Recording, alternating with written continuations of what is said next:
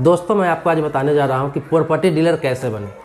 Property जो dealing करते हैं, ज़मीन का जो खरीद बिक्री करते हैं, किसी प्रॉपर्टी का खरीद बिक्री करते हैं, किसी मकान का खरीद बिक्री करते हैं, तो प्रॉपर्टी डीलर कैसे बने, क्या चीज़ का आपको नॉलेज होना चाहिए, कितनी जानकारी होनी चाहिए, क्या क्या पेपर चेक करने आना चाहिए। तो प्रॉपर्टी डीलर का काम अगर आप शुरू करते हैं तो इसमें आप बहुत ही कम समय में बहुत ज़्यादा कमाई कर सकते हैं। महीनों का लाखों आप कमा सकते हैं अपने गाँव में रह के, अपने शहर में रह के। ये बहुत ही आसान काम है, सिर्फ डीलिंग का काम करना है। इसमें सिर्फ आपको एक नॉलेज जरूर चाहिए, वो पेपर चेक करने का नॉलेज। और क्या क्या पेपर चाहिए, क्या नॉलेज आपको चाहिए, क्या चेक करना है, आपको कितना उसमें पढ़ा लिखा होना जरूरी है, तो इसके लिए मैं आपको सारा जानकारी दूंगा।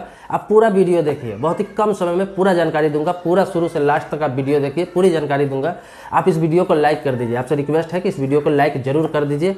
और आपके मन में कोई सवाल प्रश्न होगा तो आप मेरे कमेंट बॉक्स में लिखिएगा, मैं कोशिश करूंगा उसका जवाब देने का। और कोई बड़ा सवाल होगा तो मैं उस पर वीडियो भी बनाऊंगा।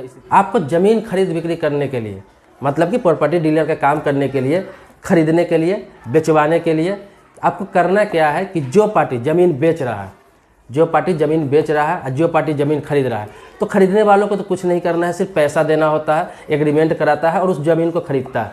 लेकिन बेचने वालों के बहुत सारे चीज़ की जानकारी आपको चाहिए, और जब आप बीच में होते हैं तो सारी जिम्मेवारी आपकी होती है। तो ये क्या क्या आपको करना है, करना क्या है कि आप जिस ज़मीन को बेचवाने वाले हैं, मतलब बिक्री करवाने वाले हैं किसी पार्टी से, तो आपको करना क्या है, सबसे पहले आप उसका केवाला चेक करेंगे, जिसे बैनामा भी बोलते हैं, डीड भी बोलते हैं। तो वो जो है उसका, अगर उसने ज़मीन खरीद रखा है तो वो चेक करेंगे। उसके आधार पर आप अपने तहसील में या फिर जहाँ हल्का कर्मचारी बैठते हैं आपके एरिया में, वहाँ पर जाके आपको ये देखना है कि उस बंदे के नाम पे, उस व्यक्ति के नाम पे, जिसके नाम पे केवाला है, जिसके नाम पे डीड है, उसके नाम से जमाबंदी है कि नहीं, मतलब सरकारी दस्तावेज में उसके नाम से है कि नहीं, और उसके नाम से रसीद कट रहा है कि नहीं।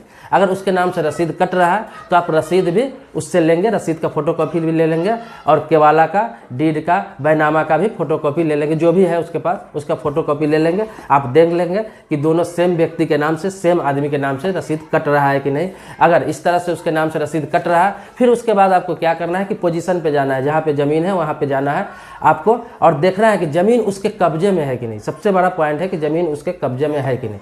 अगर ज़मीन उसके कब्जे में है, अगर वो उसमें खेती कर रहा है या फिर कुछ बना के रखा है या फिर बाउंड्री कर रखा है, कब्जे में, तो फिर घबराने की ज़रूरत नहीं है। उस ज़मीन को आप कहीं भी डील आसानी से करवा सकते हैं, किसी से बेचवा सकते हैं, कभी जीवन में कोई भी लफड़ा नहीं आएगा। दूसरी बात यह है कि आप किसी का ज़मीन बेचवा रहे हैं, वो उसको पुश्तैनी ज़मीन है, पैतृक ज़मीन है, पैतृक संपत्ति। पैतृक संपत्ति तो आप समझ रहे होंगे, उसके बाप के नाम से होगा, उसके दादा के नाम से होगा या परदादा के नाम से होगा। इससे भी आपको कोई मतलब नहीं है। आपको ये देखना है सिर्फ कि वहाँ से, जहाँ दादा से मिला हो, परदादा से मिला हो या बाप से मिला हो, तो वहाँ से इसके नाम से अलग अलग बंटवारा हो चुका है कि नहीं, इसके भाइयों में या फिर इनके पट्टीदारों में बंटवारा हो चुका है कि नहीं। अगर बंटवारा हो चुका है तो बंटवारा हो के फिर इनके हिस्से का ज़मीन इसके नाम से जमाबंदी हो चुका है या नहीं, वो भी आपको पता करना है हल्का कर्मचारी के पास जाके या तहसील से जाके।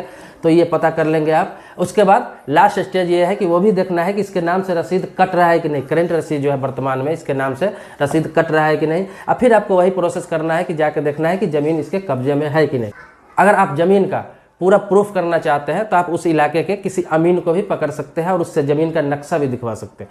ज़मीन का नक्शा दिखवा के आप ये भी देख सकते हैं कि जितना ज़मीन वो बेचना चाह रहा है उतना ज़मीन है कि नहीं, कि ज़मीन कम है या ज़्यादा है। वो सारा चीज़ देखने के लिए किसी लोकल अमीन को आप पकड़ सकते हैं और उससे नक्शा दिखवा सकते हैं। नक्शा देख के वो पूरा नापी करके, नक्शा में ही नापी करके आपको लिख के दे देगा, बता के दे देगा, 100-200 रुपया लेगा।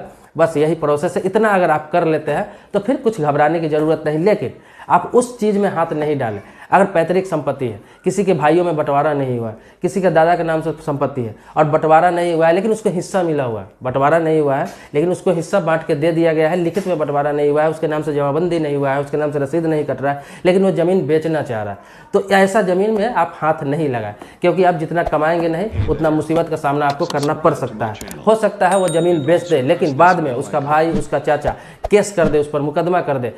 इसलिए मुकदमा कर दे कि ज़मीन तो अभी मौखिक बंटवारा है, लिखित बंटवारा नहीं है, मैं उसको वहाँ नहीं देना चाहता था, मैं अलग देना चाहता था, या फिर अलग अलग ज़मीन है, मैं दूसरे तरीक़े से बंटवारा करना चाह रहा हूँ। कुछ भी कारण लगा के वो ज़मीन पे मुकदमा कर सकता है और वो ज़मीन पे स्टे लगवा सकता है और आपका पैसा डूब सकता है। आप बीच में पड़ के मुसीबत में पड़ सकते हैं, जिससे आप बेचवाने वाले हैं, जिससे आपने बयाना कराया है, एग्रीमेंट कराया है, तो वो आपको परेशान करेगा। तो ऐसे ज़मीन में हाथ ना डालें। जो मैंने आपको बताया 2 प्रोसेस, अगर उस हिसाब से चेकिंग करके, उस हिसाब से तहकीकात करके अगर आप ज़मीन का खरीद बिक्री करवाते हैं, बेचवाते हैं, तो आप आसानी से प्रॉपर्टी डीलर का काम कर सकते हैं। इतना ही चीज़ आपको देखना है। आप जिस पार्टी से ज़मीन बेचवाने जा रहे हैं, उस ज़मीन को बिक्री करवाने जा रहे हैं, उससे आप खुद बात करें और जो बेचने वाले पार्टी है उससे भी खुद बात करें और दोनों के बीच एग्रीमेंट करा दें। अगर आप चाहें तो दोनों को क्लियर बता सकते हैं कि भाई इतने % मैं आपको लूँगा। सरकारी नियम से देखा जाए, कानून के हिसाब से, तो ये होता है कि ज़मीन बेच रहा है या खरीद रहा है, ज़मीन कितना का भी क्यों ना हो, चाहे वो 10 लाख का हो, चाहे 1 करोड़ का हो, अगर जो बीच में है, जैसे आप प्रॉपर्टी डीलर का काम कर रहे हैं, तो वो दोनों आपको 2-2% देंगे। जितनी की ज़मीन खरीद बिक्री हो रही है उसका 2-2% देंगे। मतलब आप समझ रहे हैं कि 10 लाख की ज़मीन बिक्री हो रही है तो 20,000 रुपये आपको देंगे। मतलब जो खरीद रहे हैं वो भी देंगे, जो बेच रहे हैं वो भी देंगे, दोनों तरफ से 20-20 हज़ार रुपया मिलेगा। मतलब आपको एक ज़मीन के डीलिंग पर 40,000 रुपया देने का राइट है। लेकिन या आप ऐसा भी कर सकते हैं कि ज़मीन जो बंदा बेच रहा है, जो व्यक्ति बेच रहा है, आप उससे बात कर लें, उसको आप अपना बयाना करें, 20,000, 30,000, 50,000, जो भी आप बयाना कर रहे हैं, एडवांस कर रहे हैं, कर लें और उससे एग्रीमेंट आप अपने नाम से कर लें। और जो पार्टी ज़मीन ले रहा है उससे बात कर ले। अगर 10 लाख की ज़मीन है तो उस ज़मीन को आप 11 लाख में भी अगले से एग्रीमेंट कर सकते हैं। 1 लाख, 1.5 लाख, 2 लाख, 3 लाख, जो भी एक्स्ट्रा लेना है वो आप ले सकते हैं। तो इसमें आपका कमीशन का चक्कर नहीं रहेगा, डायरेक्ट आपको 1-2 लाख रुपए की काम हो जाएगी। लेकिन इसमें थोड़ा रिस्क है कि आपको अपना बयाना देना पड़ेगा, अपना एग्रीमेंट करना पड़ेगा और लेने वाले पार्टी को संतुष्ट करना पड़ेगा। तो ये इसमें कंडीशन है। लेकिन आप चाहते हैं कि नहीं डायरेक्ट बात करा दो, तो आप एग्रीमेंट बनाएं और एग्रीमेंट में क्लियर इस चीज़ का मेंशन कर सकते हैं कि दोनों पार्टी को 2-2% देना पड़ेगा जितनी की ज़मीन डील हुई। यही नियम है, ये लीगल तरीका हुआ, इसमें कोई दिक्कत नहीं। आप आराम से प्रॉपर्टी डीलर का ऑफिस खोल के आराम से ये काम कर सकते हैं।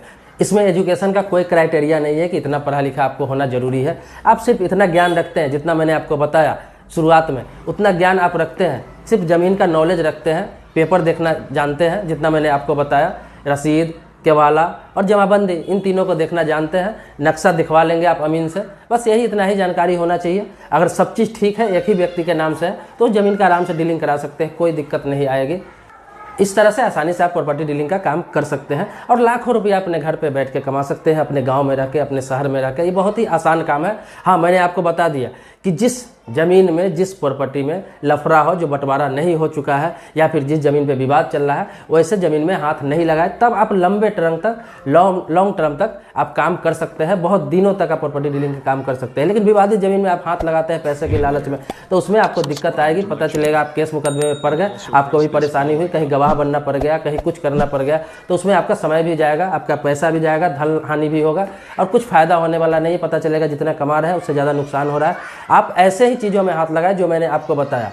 इससे संबंधित कोई और भी सवाल मन में हो, प्रश्न हो, तो आप मेरे कमेंट बॉक्स में लिखें, मैं आपको जवाब जरूर दूंगा और भी सलाह दूंगा आपको फ्री ऑफ कॉस्ट।